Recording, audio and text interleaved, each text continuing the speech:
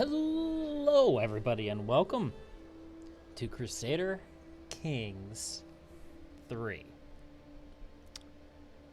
I've had a long day today. We had inventory at work, and I am exhausted, but I still wanted to start something out in this game and get it up because I've been looking forward to this game for a very long time.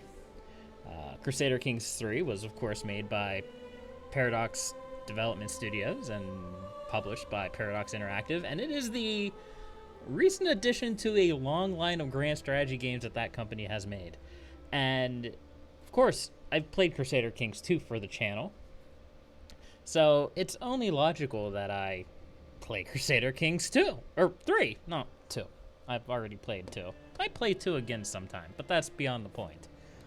So I have done the tutorial. I wanted to make sure that I had at least a rough idea. It's not that hard to wrap your head around, at least if you've played the previous games. I will try to gloss over the important details, but for the most part, I will be learning right alongside probably everybody else who has gotten this far. So, without further ado, let's begin. New game. So, of course, you have numerous options of who to play in. Only 2 start dates right now, but I'm sure they will add more as the game goes on. I am a little disappointed that they didn't have more start dates. I need to tweak the audio down even more, it sounds. I don't know, that sounds too quiet.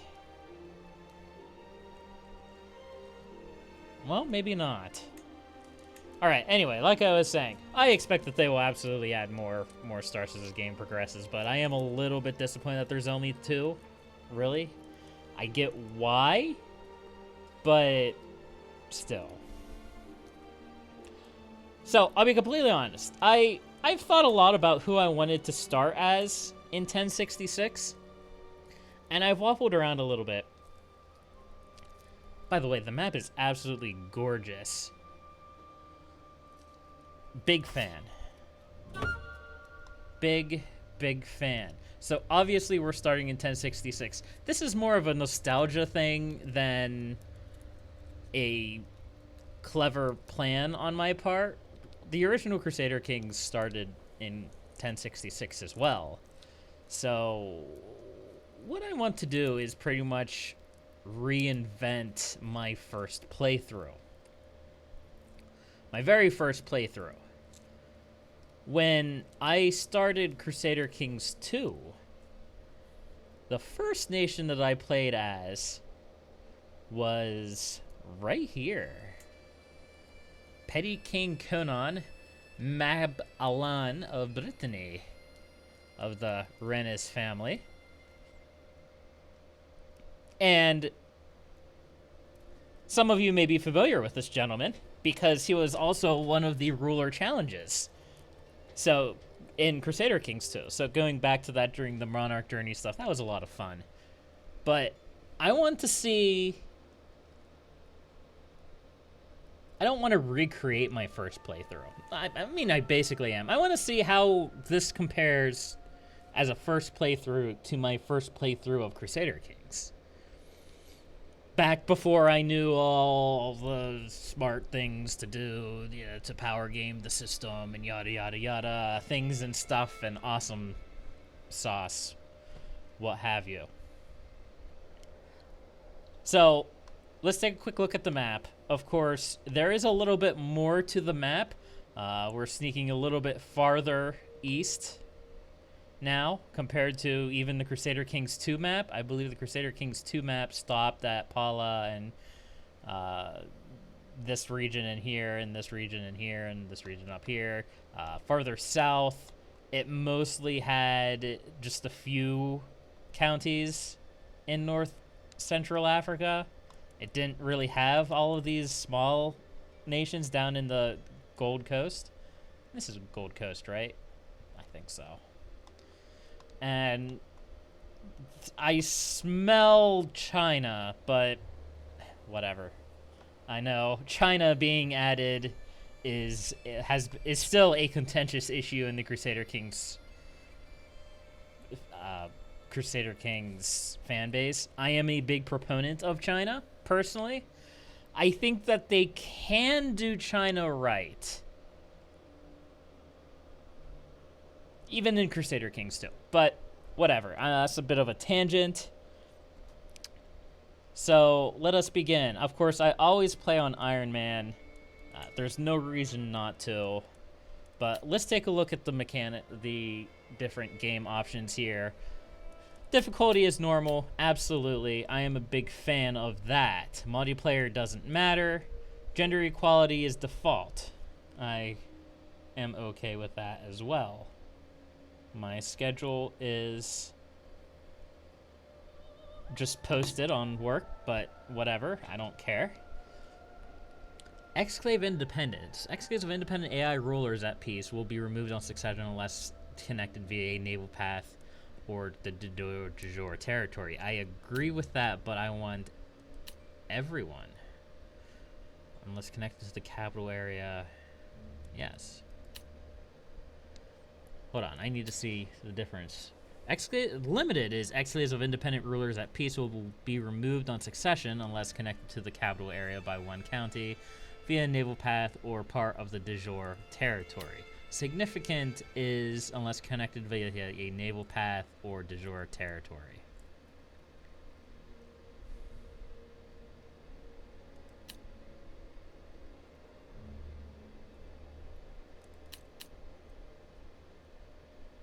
Exclaves of independent rulers at peace will be removed on succession unless they are connected via a naval path.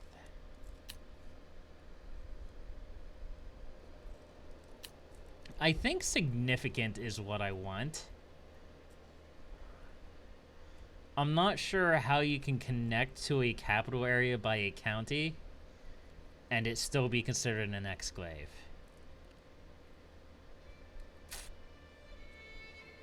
We'll leave it at limited for now, but I'm a bit vague on that mechanic. Minor diseases will appear. Yes, please. Regional heresies. Heresy outbreaks in certain regions are more likely to be historical heresies.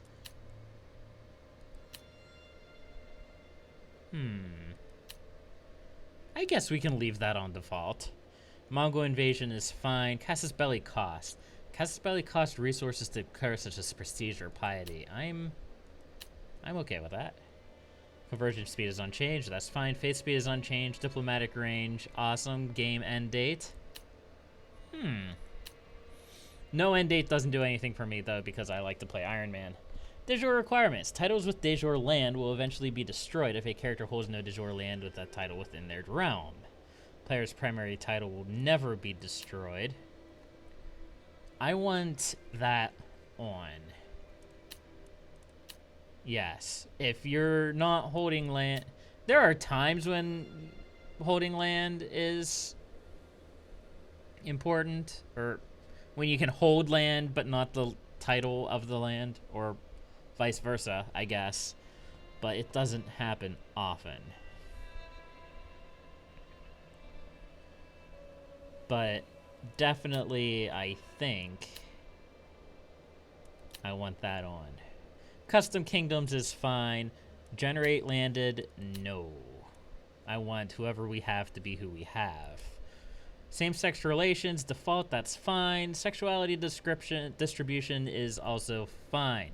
Faith acceptance, okay, default. No randomization, not this time.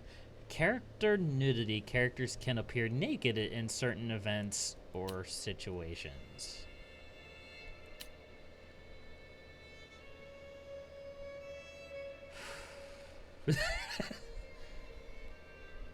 I will leave that on default with the warning that, oh hey, there might be nudity in this game. I'm not going to censor it because I am very much against most kinds of censorship, and that's all I'm going to say on that matter. So if you are squeamish about censorship, well, oh well, what is YouTube going to do? Demonetize me? I don't monetize my videos anyway, so, ha! The joke's on you. Hungarian migration historical is also fine, although we won't have to worry about that in 1066. Okay, so we are Iron Man enabled. Awesome. So let us start out. Now, of course, I have only gone through the tutorial, so I have a rough idea of how the mechanics work, but I am not familiar with specifics. So here we are. We are Petty King Conan. We do not currently have a spouse, and we have a son who is 9 years old. Okay? We have a half-brother who is a knight, a okay knight. We have a sister who is currently my heir. I don't know why she's currently my heir. And she is married to Count Hull Mab Alan of Cornier. I'm going to butcher these names, by the way. And that is this gentleman right here. And they have 2 children who are a member of my dynasty, my family, but not a member of my house. House is a branch of members on the bigger tree of a dynasty. Houses are created by rulers who no longer wish to answer to their current house heads and would rather be head of a new house. Although houses have their own names and coat of arms, they still share renown, and other members of the dynasty are valid player heirs. Okay. I don't know how that works. I haven't been paying attention to the dev diaries on a lot of this stuff at all, so a lot of this is new to me. So we are established as far as fame goes. Dutiful, we have a little bit of money making, and we are obscure.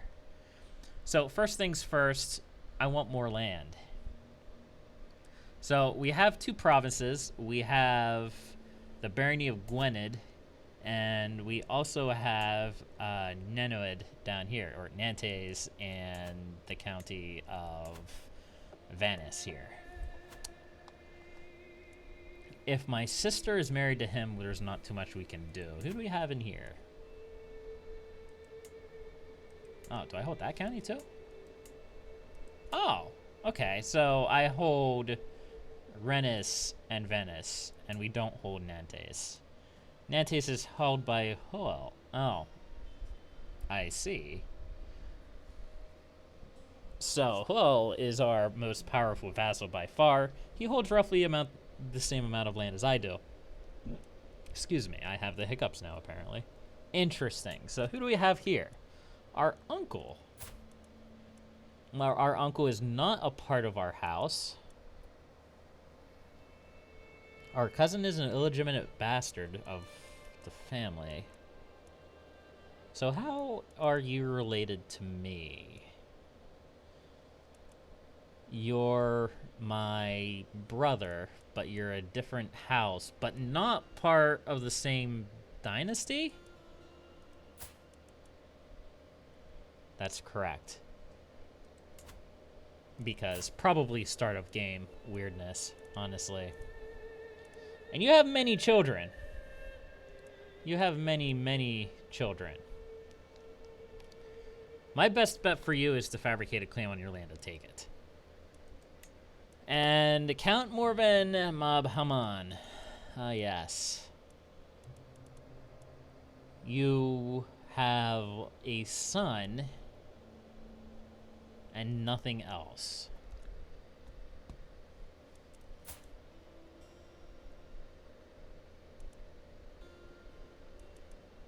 Well, I could murder him. I don't really know how exactly all of this works out, but based on this, I would be guessing that I have a very little chance to do so. I wonder if I would have a better luck at killing off you. Probably even better luck if he's my ward.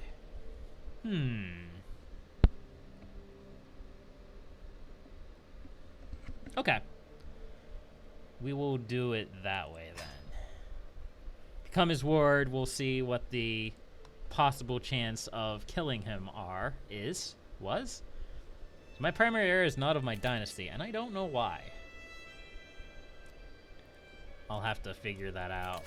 Lifestyle. This is pretty much the way of life system of events. Essentially, you pick whatever you're good at, and it will give you options to give you bonuses, perks, and abilities. And it ends with a trait. I don't know how to feel about this, because I feel like it takes a lot of randomness out of the traits. But, I mean, there's an argument for both sides. So, obviously, because I have a learning focus, education trait, I get more skill in learning. So there's no real reason to do any of the other things unless I don't know why you would, because it's inefficient. I guess if you really want to do stewardship, which, I mean, you do make money, or intrigue, would be nice to do intrigue, but none of this really calls out to me at the moment. That's an interesting tier. Okay. Cool. We're just going to keep it simple. We're not going to try to power game or anything like that. We're not going to try to figure out what the best thing to do is, because I don't know what the best thing to do is. I'm just going to be like, oh, hey, you know what? Your traits. Hey, let me see your traits. I want to see my traits. Whole of body. You seem like you would want to. You're already digging the whole medicinal stuff. So why don't we just go ahead and go with the medicine focus? This seems reasonable to me. I would probably say that the scholarship focus is better because development seems important, but look, we'll see what happens. What's the worst that could happen? All right, so we're not married. We'll deal with that now, I suppose. Find a spouse. All right. So there does seem to be fewer traits. A lot of the characters only have about 3 personality traits that define them, and then they gain other traits or lose other traits based on the various things. So King Conan here is lustful, arbitrary, and humble, which is great. And who do I want to marry? Ideally, this early, I would want to marry for congenital traits. And I can actually search for those now. Somewhere. There we go. Inheritable traits. So we have Mencia Lopez here. She is of House Haro. And Vizcaya is down here, is it not? No? Am I not very smart? Yeah, it is right there. Fair enough. Okay. Wolfhild. I like quick. I always like the smart stuff. The smart ones. Intelligent is better. It's better than quick. But she's 34. I want to hope for a younger person. Beautiful is nice. Hell, a lot of these are new to me. Small boosts to health and prowess. Okay. Let's sort by age. Can we do that? Sort by age. There we go. I don't really care about alliances right now, even though I probably should. Actually, that's a fair point. Hold on a second. Now that I'm thinking about it, King Philip, you are 14 years of age, and I don't want you to kill me. So, is there any way that we can, like, be buds and not die? No? Do you have a sister? Can I arrange marriage? It's... King Philip is marrying down. Low opinion, patrilineal marriage. And, okay. Huh. I wouldn't want to do that, but... I too desire an alliance, King Philip. Okay, so we're not getting an alliance with France. I believe that is the first thing that I did in Crusader Kings 2, because quite frankly, France is absolutely terrifying. So if we're not marrying for an alliance, we might as well marry for traits. Fecund, robust. That's a pretty decent pair of traits for health. Let's see, do we have any other ones? Scaly? Interesting. Okay. Beautiful and quick. Callous, lazy, and impatient. So I'm looking at Inglereid here. She's robust, she's fecund. You know, babies are important. She's impatient, gregarious, and diligent. I don't think that clashes with anything here, but I don't know if that is going to be important or not. She's lowborn, which means we're going to take a prestige hit. Medium chance for children. Interesting. I'll lose 200, she'll gain 400. But I am okay with that. Now we could try to marry... Oh. That's why that's a problem, because he's a bastard.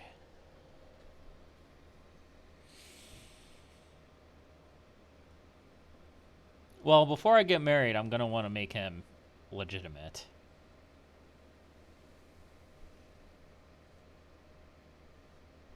Yeah, I don't see why I would not do that. I've declared my son and heir Alan to be my legitimate child and a member of House Rennis. It has taken a lot of thought to arrive at this conclusion, and some might disagree. Cool. Gains the trait Legitimized Bastards, no immediate effect, and he gains opinion of me. So he now has that. And he's now my heir, or he should be my heir, yes. So what other issues do we have? Jeffrez can marry. Who are Jeffrez? Oh, right, he's my half-brother. He's not landed. Now you I can marry for an alliance. I cannot marry you for an alliance because nobody would accept it. Okay, well...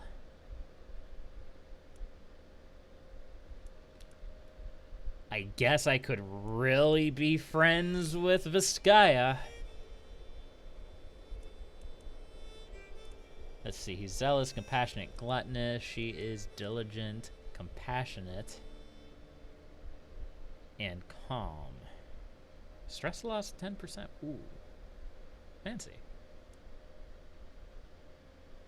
Lots of fancy traits that do all sorts of goodies, and some of them are even good. And she's quick. We'll do it that way then. At the very least, she has inheritable traits. Maybe their children will be good. Gets me an alliance with that guy. I don't really care. But it is what it is. Okay, I can designate a guardian for Alan. I'm going to make... You're 76 years old. I'm gonna make my mother educate him. Well, her traits are actually bad.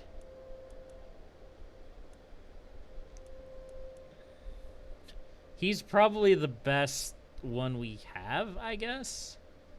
But he's going to die soon. Well, my son will come of age soon as well. So hopefully that will balance it out. Yep, he's 9 years old. So I could declare war on King Philip. That sounds like a terrible idea. Yeah, no, that's not no dice. And I already have a marriage situation. I like this little issues button. It gives you a pretty good idea of what you need to do to get things set up, to keep an eye on what's going on. All right, so what do we have to continue setting up before we unpause the game? Let's see, here's our realm. Tempted to pass limited crown authority, but I want to see what our prestige is at before I do that. I don't know what the effects of negative prestige is. Our military is hella bad. 474 troops total. And we do need to do our council. So, I think the first thing I want to do is fabricate a claim on my vassal. Because I want to make sure that I have as much land as possible within Brittany. My chancellor, domestic affairs, increases the opinion of vassals, proofs feudal contract and internal war, forced partition for vassals. What's forced partition? Oh, I can't hover my mouse over that, okay. Or I can keep them on foreign affairs to shorten truces. I might as well do that, I don't have any truces. Ooh. Oh, right, he's my count. Okay. Steward. Mayor Domneret. Oh, okay. Yeah. Hey, you're a pretty decent guy. I think I want to increase development. Increase development by 1. Why is this? His stewardship is actually terrible. Do we have a replacement for you? Literally anyone would be better. Do we have anyone who's not going to die in the next year? No? No.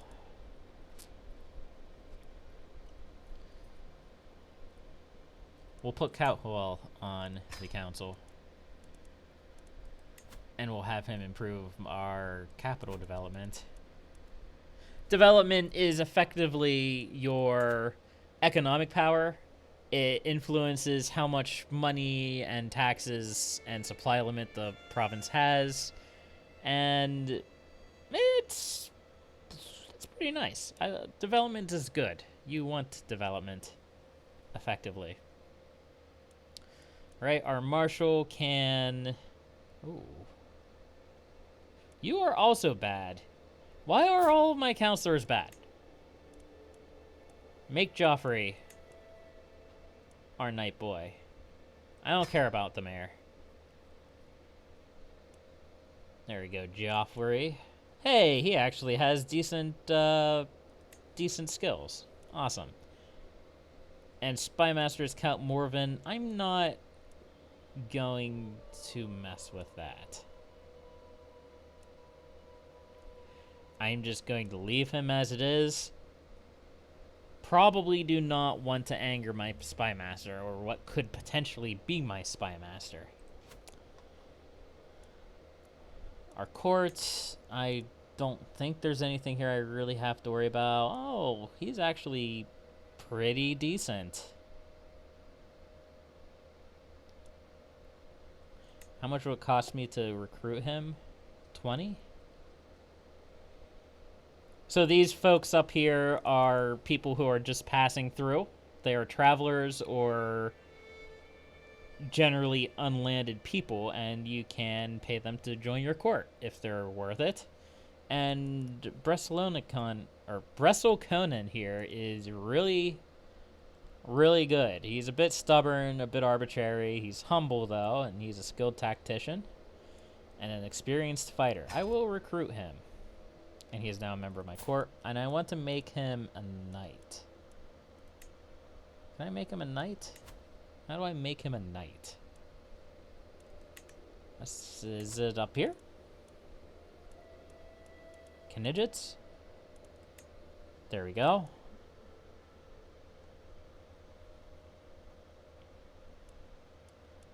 So, how do I make not knights?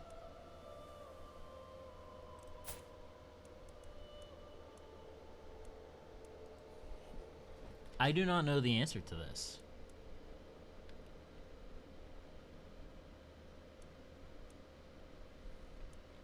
Do I just allow him? Can I forbid him from being a knight and allow him? Okay, all right, I gotcha. Okay, yeah, I'm sold. Fair enough. No factions yet. Intrigue. We're not doing any schemes. I want Count Huo to like me. So, swaying was something new that they added near the end of Crusader Kings 2. And now it's a scheme. Scheme is... Assassination is a scheme. You can have, what, 3 schemes going on at once? You can have a hostile scheme. Okay, you can only have 2. One is hostile and one is personal. Hooks and secrets. Hooks are essentially favors. Strong hooks, I assume, are more powerful favors. I don't know. Secrets can be held against you for a hook. Again, I'm new to the game still. I only played through the basics of the tutorial, and yeah.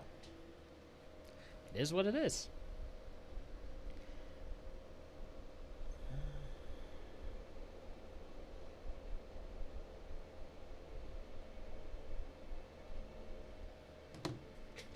Alrighty then. I believe we are finally ready to end the episode here. Oh, we also have decisions. I can embrace celibacy, go on a pilgrimage. That could be fun.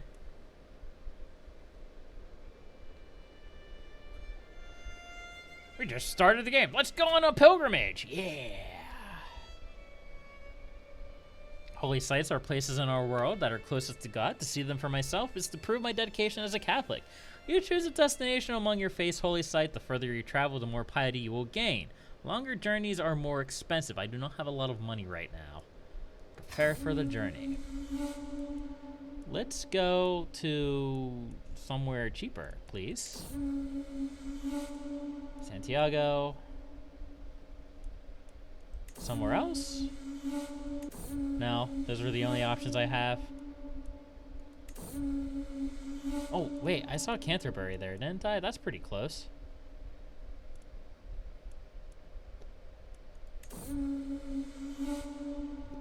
Vatican, no. No, Canterbury.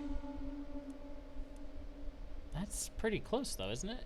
I like the idea of nested pop-ups like this, but I hate how they get stuck on the screen sometimes. Like that.